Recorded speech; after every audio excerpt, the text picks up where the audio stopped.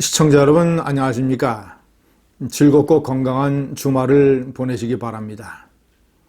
문재인이 내일 취임 3주년을 맞습니다. 이제 2년밖에 남지 않았습니다. 시청자 여러분, 아무리 힘들고 괴롭고 분통이 터져도 이제 문재인의 임기는 2년밖에 남지 않았습니다. 과거 장병들의 복무기간이 3년일 때가 있었습니다.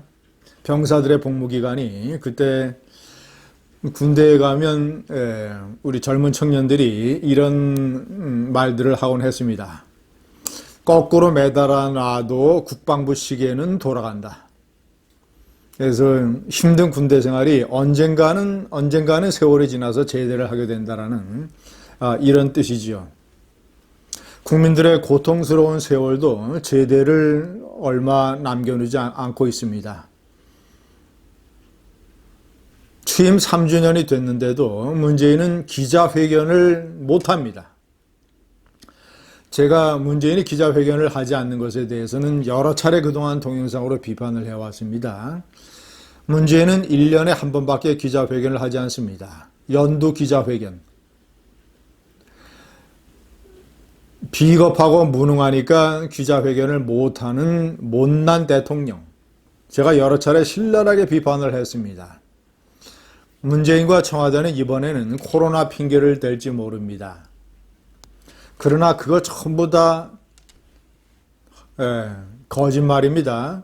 코로나 사태에도 불구하고 트럼프 대통령은 트럼프도 마스크를 쓰지 않고 기자들도 마스크를 쓰지 않고 백악관에서 거의 매일 기자회견을 합니다.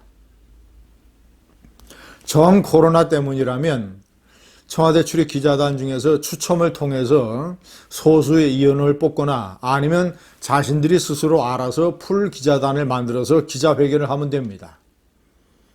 국민들이 꼭 듣고 싶은 얘기, 문재인이 피하고 싶은 얘기, 이런 것을 기자 숫자가 중요한 게 아니지 않습니까? 그동안에 기자 숫자들 많이 꽉 채워서 청와대 기자단과 외신 기자단 다 합쳐놔서 무슨 쇼를 했습니까? 제가 여러 차례 통렬하게 비판했던 이 문벼천과 물개박수 친정부 언론의 수준을 드러낸 한심한 기자회견만 있었지 않습니까? 어디 기자회견뿐입니까?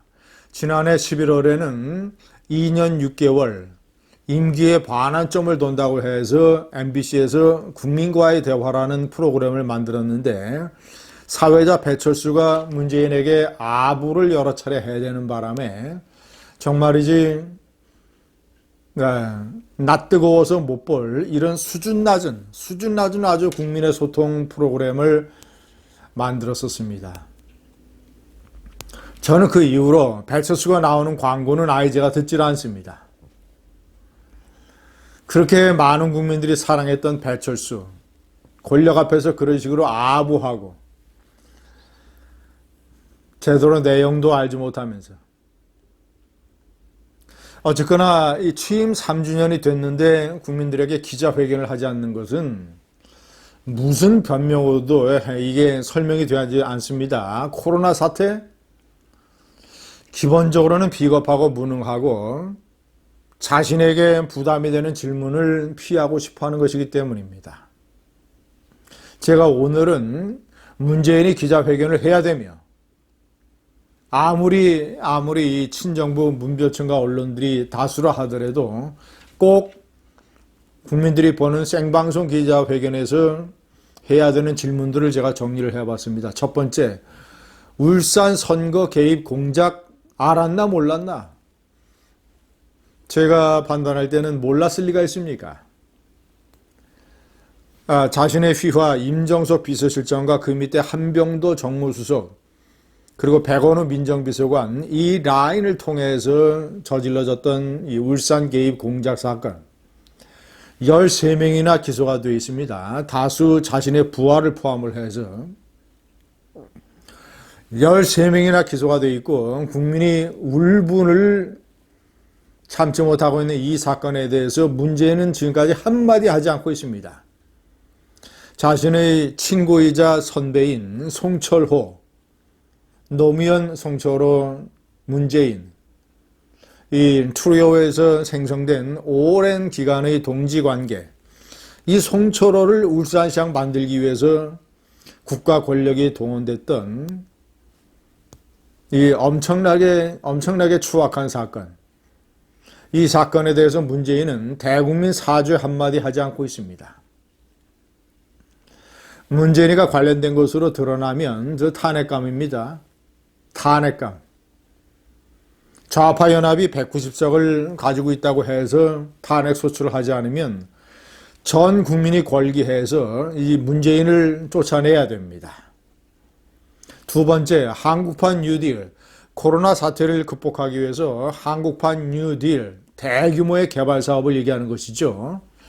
이것을 한다면서 원전 산업은 왜 끊임없이 죽이나?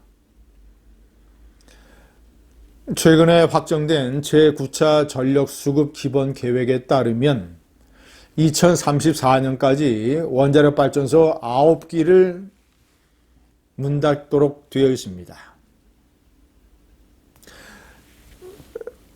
그리고 신재생 에너지, 이른바 무슨 풍력, 태양광, 이런 신재생 에너지라고 불리는 걸, 이런 것들의 이 전력 생산량이 원전보다도 높게 됩니다. 2034년까지. 그거 대신 이제 석탄 발전 줄이고 LNG 발전 대폭 늘리고, LNG는 발전 단가가 원자력 발전의 2배나 됩니다. 신재생 에너지도 말할 것 없이 원전보다 비싸고, 값싸고 안전하고 깨끗한 원자력 산업을 죽이면서, 시청자 여러분, 공사가 다 플랜까지 다 세워졌다가 중단된 신한울 원전 3호기, 4호기, 이 두 개만 공사를 재개해도 원자력 산업과 창원 지역의 경제를 살릴 수 있습니다. 하청업체까지 따지면 수천 명, 수만 명의 생계를 다시 살려낼 수 있습니다. 이런 명백한, 이런 눈앞에 보이는 뉴딜을 놔두고 원자력 산업을 계속 때려 부수고 있습니다. 최재형 감사원장이 월성 1호기 조기 폐쇄에 대한 감사에 늑장을 부린다고 해서 질책했다는 쇼를 한 감사원. 저 감사원이 대통령 산하에, 대통령의 지금 직속 기관으로 되어 있는 이런 체제에서는 원전 같은 이 나라 망치는 이런 정책을 제대로 감사할 수가 없습니다. 그래서 감사원을 국회 산하로 보내야 됩니다. 이런 질문도 기자들이 해야 됩니다. 네 번째, 북한의 지피 총격이 북한이 그 장성택을 처형할 때 쓴 것으로 알려진 고사포, 빠른 속도로 쏘는 기관총이죠. 고사총. 사정거리가 3km인 것으로 알려지고 있습니다. 자, 1km가 넘는 이 대한민국의 GP에 정확하게 총탄을 맞췄던 북한의 GP 총격 도발. 김정은이가 세상에 다시 나온 그 다음날, 이거는 명백하게 남한에 대놓고 일종의 위협적인 도발을 한 거 아니겠습니까? 우발적이라고요? 아니 도대체 어떤 정신 나간 친구가 누가 결정을 해서 누구의 명령으로 어떤 사수가 어떻게 남한의 지피를 그렇게 정확하게 겨냥을 해서 쐈겠습니까? 만약에 남한 병사가 총탄을 맞아서 사망이나 부상을 하게 되면 남북 분위기에 찬물을 끼얹는 그런 일인데, 그런 일을 우발적으로 한다고요? 자, 그리고 완전히 허공으로 흩어진 남북 북한의 핵폐기 평화쇼, 허공으로 사라진 싱가포르 회담, 판문점 선언, 평양 회담, 신종무기 4세트를 개발을 해서 남한에 대해서 끊임없이 핵위협을 가하고 있는 김정은 정권. 문재인에게 대책이 있냐고 물어야 됩니다. 기자들은 국민들을 대표해서 문재인 당신은 북한의 신형 4종 세트 핵공격에 대해서 대책이 있느냐? 전두환 폐륜동상, 많은 국민이 심장이 떨리는 분노를 느꼈던 광주 도심 광장에 있는 전두환 대통령 폐륜 동상. 지나가는 이 청소년들이 스트레스 풀겠다고 때려대는 이 동상. 대전 현충원에 전두환 대통령 현판을 바꾼다. 국회에 있는 박정희 대통령의 중공기념 기념물을 또 바꾼다.